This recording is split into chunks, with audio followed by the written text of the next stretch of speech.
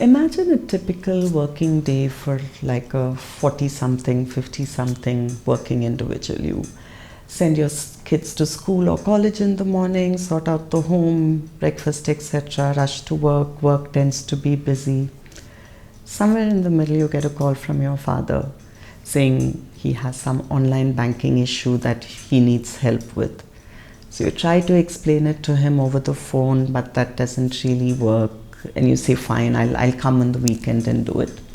You might feel slightly annoyed, like, can't he figure this out by now? You go there over the weekend. Your mom might greet you with like, oh, you finally come, we've been waiting for so long. You feel bad because you wish that you could have been there sooner. You sort out whatever they need to sort out. You might have something else to do after that. Your parents usually want you to stay a little bit longer. But you haven't seen my roses. Sometimes they may spring surprises on you, or they might have been waiting for that time with you to also tell them about their concerns. So, unexpected medical problems, these are things which can come up in the last minute. Adults in this situation, where they have both parents and children who are dependent on them, are called the sandwich generation because they're kind of squeezed by pressures on both sides. Dealing with parents who are growing older can be a complex process, sometimes a frustrating process, but almost always a rewarding process, I think, if you get it right. There are different types of problems you can have. Sometimes parents just haven't figured out that you're an adult as yet.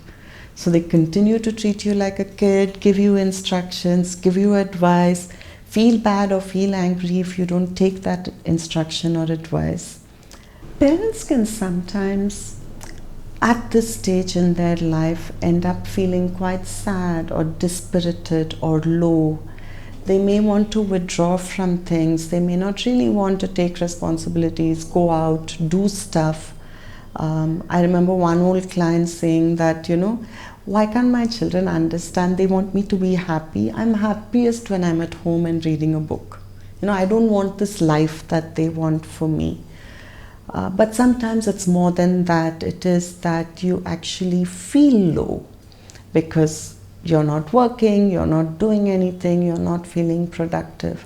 And this can be a challenge for children to figure out how to help their parents who are feeling like this.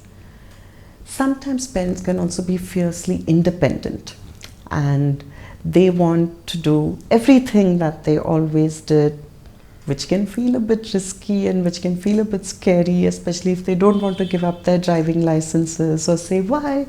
Of course I can still carry a bucket of water.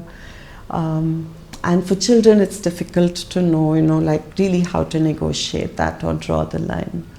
Of course, parents who have actual physical or psychiatric problems and need extra care, that's an entire different situation which we won't be trying to address here.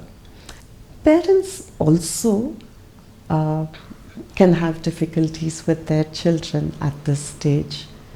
So some parents can feel like, our children they're just using us. They want us for support, they want us for financial and emotional support, and maybe I don't really want to give as much support as they want to. I remember one client saying like, my kids want me to go abroad with them, but I'm a little worried about that because I don't really want to be a granny nanny. At this stage, I would like to relax. I would like to have a life of my own.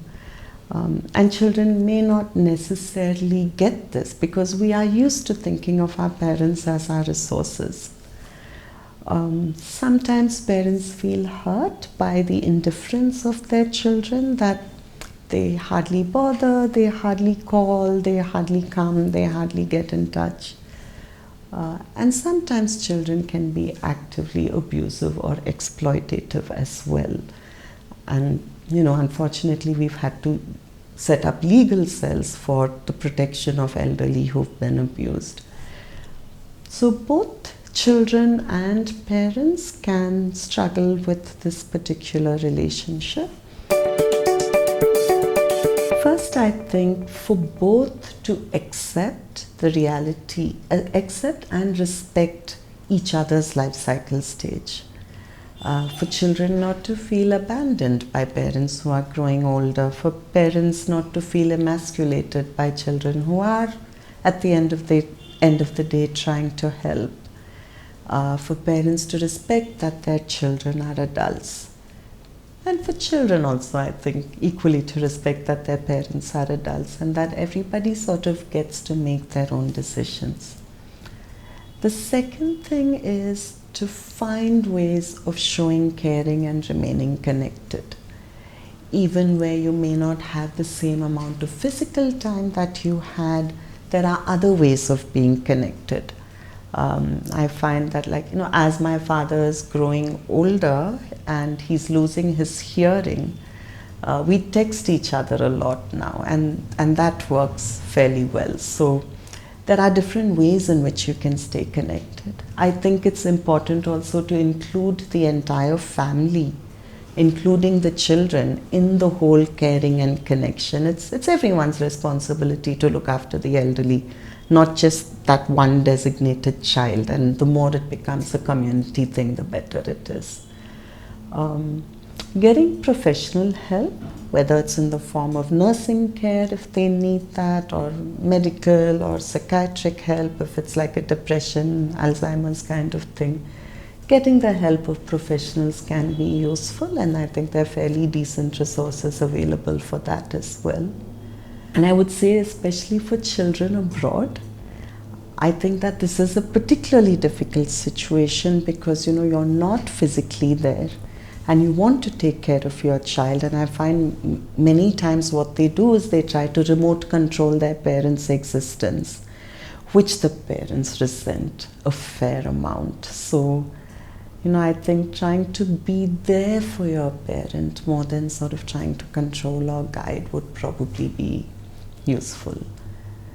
And finally, for parents themselves, don't stop doing, because the longer you remain engaged, the longer you remain interested, the longer you remain having something which makes you happy, the longer you stay young and the longer you stay healthy.